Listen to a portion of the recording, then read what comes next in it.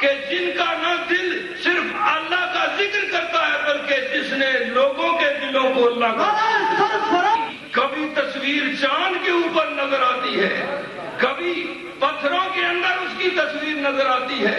یہ چاند اور پتھر ہم تو گوہر شاہی کا تذکرہ اس لیے کرتے ہیں کہ گوہر شاہی نے ہمیں اللہ کا ذکر سکھایا ہے.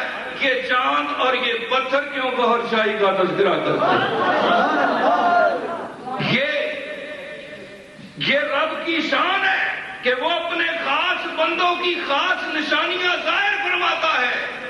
اور ایسی نشانیاں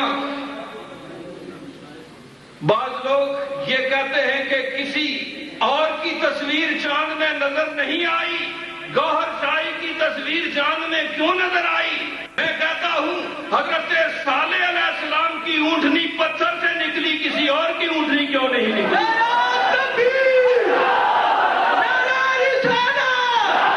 کہ غلامی رسید فرمائے. جشن گوہر شاہی کی اس تقریب میں ملک کے نامور قوال عزیز میاں نے بھی اپنی عقیدت کا اظہار فرمایا. آئیے ملاحظہ فرمائیے محفل سما کا ایک منظر. سے محبوب